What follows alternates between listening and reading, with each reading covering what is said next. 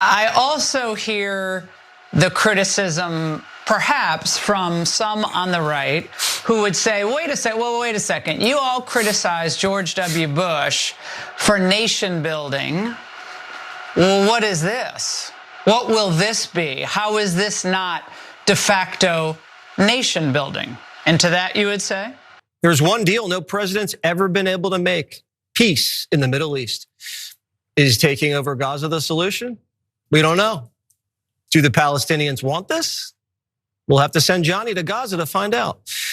But you're not going to get results by doing the same old thing over and over again. Maybe Trump is not trying to take Gaza. Maybe this is a grand part of a negotiation to get Iran to come to the table, to get Iran to hold back the proxies, to get Iran to stop its nuclear warfare on the world. In order for Iran to stop its nuclear warfare on the world, it would have to, use nuclear weapons against other countries, which hasn't happened. In fact, there's no reason to believe that Iran has any nuclear capability at this very moment. But nonetheless, of course, if you're relying on corporate media to give you accurate information, you're just not going to get it. And just to answer Jesse Waters's two questions, whether the United States taking over Gaza will lead to peace in the Middle East or whether Palestinians like it, the answer to both of those questions is no. And Laura Ingraham is correct. There has been some pushback against Donald Trump following his pretty disgusting statements yesterday in regard to the United States taking control of Gaza, essentially being the latest occupier of that region, and even putting American military boots on the ground in Gaza to help clean it up, clean it out. Do away with all of the undetonated bombs. Absolute lunacy, and honestly, totally goes against what Donald Trump was representing himself as when he was running. He claims he's the anti-war president. He claims he is not interested in nation building, but he seems to want to pursue this. And we also have some more information about how long he had been considering this plan. Now, is this a negotiating tactic or is he serious? I personally think he's serious, but I also think that with enough pushback from his base, he could back off this idea. But let's give you some more details about what's going on. Now, of course, there are some Fox News hosts who are very much in favor of what Donald Trump had proposed yesterday during a joint press conference with Benjamin Netanyahu, but at least one Fox News host has called Trump's bluff on his proposal. And we're going to get to that momentarily. But first, if you missed what Trump said yesterday, this will catch you right up. The U.S. will take over the Gaza Strip, and we will do a job with it too. We'll own it and be responsible for dismantling all of the dangerous unexploded bombs and other weapons on the site. Mr. President, given what you've said about Gaza, did the U.S. send troops to help secure the security vacuum? As far as Gaza is concerned, we'll do what is necessary. If it's necessary, we'll do that. We're going to take over that piece, and we're going to develop it, create thousands and thousands of jobs, and it'll be something that the entire Middle East can be very proud of. You are talking tonight about the United States taking over a sovereign territory. What authority would allow you to do that? Are you talking about a permanent occupation there? I do see a long-term ownership position, and I see it bringing great stability to that part of the Middle East and maybe the entire Middle East. Who do you envision living there? I envision world people living there, the world's people. I think you'll make that into an international, unbelievable place. I think the potential in the Gaza Strip is unbelievable. It's just as infuriating the second time I watched that. So if you hadn't seen it, there it is. And it does appear that what Trump said yesterday during that joint press conference caught Washington by surprise. There is a possibility that it even caught his own chief of staff, Susie Wiles, off guard. I mean, look, sometimes photos don't mean anything. Sometimes it just catches someone in a weird expression that doesn't indicate anything. But get a load of this picture. I think it's pretty incredible. Benjamin Ryan tweeted it saying Susie Wiles' expression when Trump said that Gazans should not be allowed to return to Gaza is the new Fauci putting his hand to his face in the briefing room during the COVID pandemic, of course. So you see her eyes there. She looks shocked. But there are some people who did know that this was something that Donald Trump had been considering. Two Trump administration officials said the idea of the Gaza takeover was formed recently. Interesting. With the president running it by aides and allies in recent days, the proposal was closely held, other administration officials who work on Middle East issues said. Everyone outside of Trump's inner circle was not aware of this plan and did not know that he was going to announce it. But according to that same report, Trump seems to have been considering this proposal for much longer than just a few weeks. In fact, apparently he had been thinking about this over the past year. In late summer, when the election cycle was still ongoing, Trump told Benjamin Netanyahu, the prime minister of Israel, in a phone call that the Gaza Strip was a prime piece of real estate and asked him to think about what kinds of hotels could be built there, according to a person with direct knowledge of the conversation. But he didn't mention the US taking it over. The Times of Israel is also reporting that Jared Kushner played a pivotal role in hatcheting up this ridiculous idea of the United States essentially taking over and occupying the Gaza Strip. And there's more to this. This morning, Fox News host Steve Doocy, luckily, sees that this is a ridiculous idea. He even completely ruled out Trump's proposal to own the Strip. Let's take a look. Obviously, the president knows when he says we'll take Gaza. He knows the United States can't invade another country. The last thing he wants to do is put boots on the ground in Gaza. I mean, he is always, in his first term, he was talking about he would like to get out of every war in the Middle East. I think what he did yesterday I'm going to give him the benefit of a doubt. I think what he did by saying, look, if we take over and we redevelop it, I think that's the first step in a negotiation. Look, I think that Steve Doocy is right in that, Donald Trump wants to appease his base. He's not like Democrats. Like Democrats seem to loathe their base and will promise things, fail to follow through on those promises. And then if the base gets upset about it, they basically tell you to shut up and you have to still support us because the other side is so evil. Trump is different though. That doesn't mean that I favor Trump in any way, but it's just to say that when he makes promises that get him elected, he typically listens to his base. And when they're upset, he might decide, maybe this isn't a good idea. I prefer admiration from my base as opposed to them loathing me for not keeping my promises. However, there is an exception, and that exception is Donald Trump's own personal financial interests. He wants to make money off of this. I mean, I think it's pretty clear when he talks about building hotels and when he talks about America taking over the Gaza Strip, you think that it's just about peace in the Middle East, which of course, that idea, that plan wouldn't even bring about peace. No, it's about a money-making opportunity for Donald Trump. And if you think he wouldn't use American resources and wouldn't risk the lives of American soldiers in order to pursue his own personal financial interests, I have a bridge to sell you. I really do. So Steve Doocy isn't the only one trying to pour some cold water on this idea. Dave Smith, who's a libertarian, also says the following. He says that Trump has done a lot of good things in the last few weeks. That's his opinion. But it's hard to overstate how awful the Gaza idea is. Committing an ethnic cleansing on behalf of Israel, who has wanted exactly that, who has wanted exactly that way before October 7th, and taking ownership of the region is about as awful an idea as any president has ever had. I hope he reconsiders. And look, he might, if there's enough backlash, he might. That's really the only hope at this point. But let's now talk about the reaction from politicians, Republican politicians specifically. So unsurprisingly, many Republican politicians have completely signed on to this idea, are celebrating it. They think it's great. Others, though, do seem skeptical about it. So we'll start with the supporters. So first, you have Representative Nancy Mace, who's like really hell-bent on ensuring that I despise her, but she tweeted the following: "Let's turn Gaza into Mar-a-Lago." Then you have House Speaker Mike Johnson. I never doubted for a second that Mike Johnson is a neoconservative, and his neoconservative roots are really showing here, where he says, we're trying to get the details of it, but I think this is a good development. We have to back Israel 100%. Do we?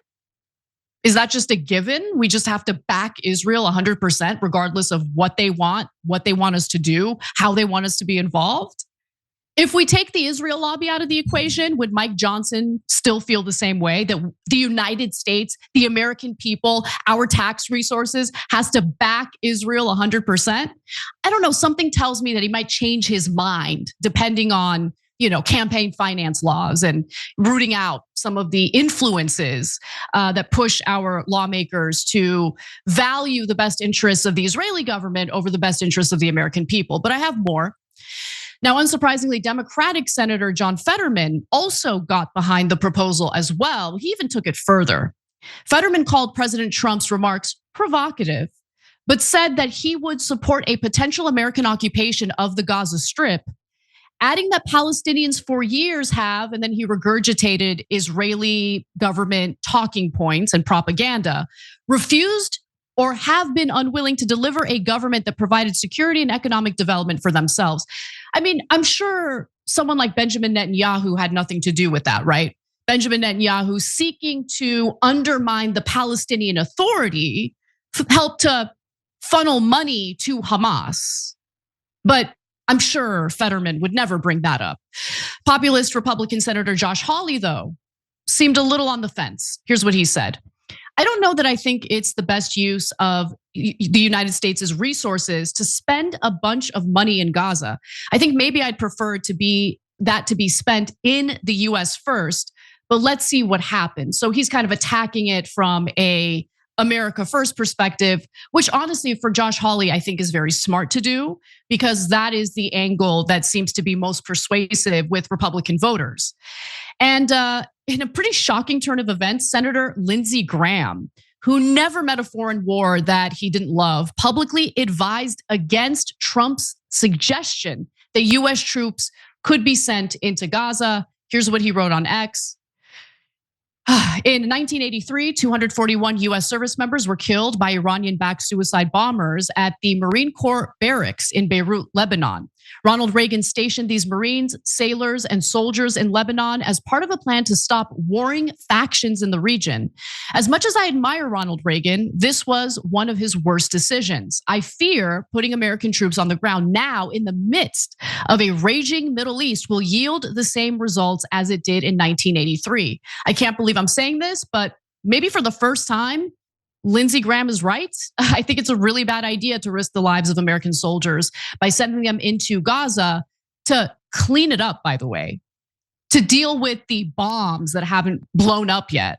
It's just unbelievable how worthless the lives of our soldiers are to these American politicians. It really does disgust me.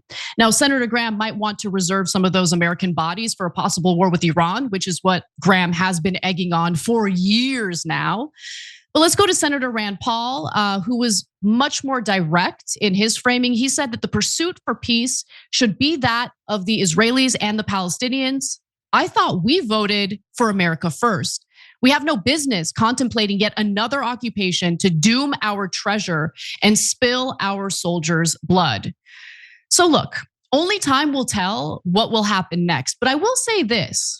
If you listen closely to some of the statements coming from Trump administration officials, including his Secretary of State, Marco Rubio, it seems like they're trying to backtrack a little bit on what Trump said. I don't want to get too excited yet, but listen closely to Secretary of State, Marco Rubio. What President Trump announced yesterday is the offer, the willingness of the United States to become responsible for the reconstruction of that area. And while you are rebuilding, while you're clearing debris, by the way, there are unexploded munitions. There are all kinds of Hamas weaponry still buried underground.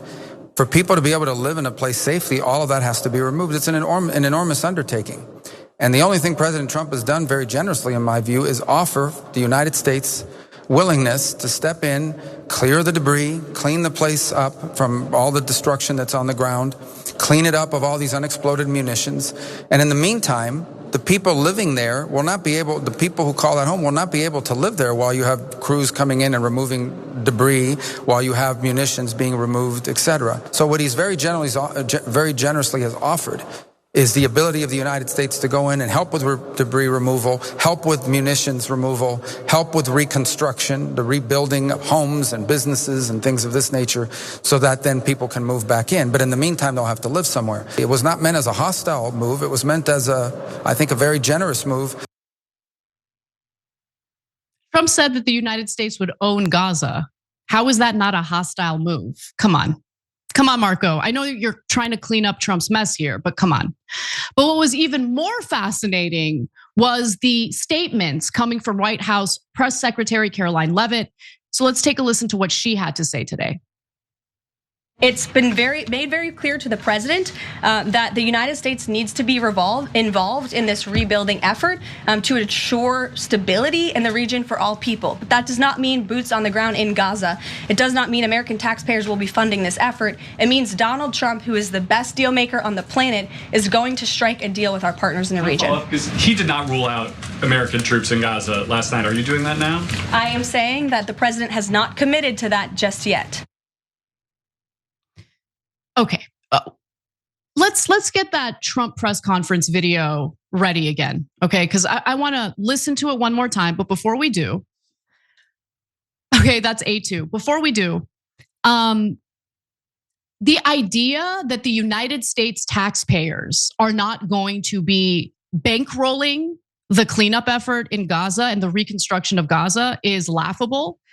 The idea that we haven't already spent $300 billion in foreign aid, military aid toward Israel is also something that should be cleared up here, that should be brought up. Because obviously, look, the left and the right, the people on the left and the right who have issues with our US foreign policy as it pertains to this ongoing conflict between the Israelis and the Palestinians, don't like it for different reasons, for the most part, right? I understand that. So on the left, there's the unfairness, right? The stealing of land from the Palestinians. Like there are moral issues at play for the left. Certainly that is what fuels my disdain for US foreign policy toward Israel and the Palestinians. For the right, what speaks to them is the fact that they are serious about being America first. They see the suffering in the United States. They see the fact that Americans are nickel and dimed by our lawmakers time and time again when it comes to important bread and butter issues, when it comes to things like healthcare, when it comes to things like ensuring that, our own are taken care of, homes that were lost as a result of natural disasters, hurricanes, fires are taken care of. That is what fuels them. So the reason why Caroline Leavitt in that press conference is trying to make it clear that no taxpayer money is going to go toward this effort is because she doesn't want to turn the Trump supporters off by telling the truth. And the truth is, we're going to keep bankrolling what's happening. We are. Okay, we're going to keep sending foreign aid to Israel year after year. That's never going to change unless we do something about the way our politicians and elections are financed. And we're obviously going to play a role in the whatever ends up happening with Gaza. Now, if Trump gets what he wants from that press conference, there's no doubt in my mind that the cleanup effort will be funded by the United States. And I want to be clear about something. We supplied the bombs that Israel dropped on Gazans. We supplied the bombs that destroyed nearly every single building in Gaza, every hospital, every school, every university, every refugee camp, all of them gone. So it's only fair that we help with the reconstruction effort in Gaza. I don't have a problem with that. What I do have a problem with, though, is that Israel, we're having a conversation about this as if Israel isn't responsible for paying for the reconstruction of the Gaza Strip. They're the ones who dropped the bombs, period. So look, we'll see what happens. It is so incredibly frustrating to play this game with people's lives, and not just the lives of Palestinians, but the lives of our soldiers, because we don't know what the future holds. We don't know what Trump is thinking. Some people who don't want to see Trump carry out what he proposed are hoping that he's just, this is like his negotiating tactic. I'm not so sure. I guess we're going to have to wait and see. But one thing that I do know is if there's a loud enough chorus of Trump supporters who voice their disdain toward any proposal like this, toward anyone who's proposing something like this, Trump might reconsider. Might. And even that, I think, is being overly optimistic. But we'll see what happens. And one final thing that I'll say, an argument that I'll hear a lot of Republicans make in support of what Trump wants to do is, well, I mean, this is a better idea than what we've been doing. I mean, insanity is doing the same thing over and over again and expecting a different result. You'll hear Republicans say that. Yeah, you know what? I agree with them that it is insane to keep doing the same thing over and over again and expect a different result. So how about we stop providing the offensive weaponry that Israel uses to essentially demolish all of these buildings and terrorize the lives of innocent Palestinian civilians in Gaza? How about we do that? How about we continue providing the defensive capabilities and stop sending them the bombs that they're dropping on Palestinians, both in Gaza and also, let's not forget, the West Bank? That would be a different way of doing things, but funny how that never gets brought up. If you enjoyed this video, that's because of our members. They make us independent, they make us strong, and they make us honest. Become a member today by hitting the join button below.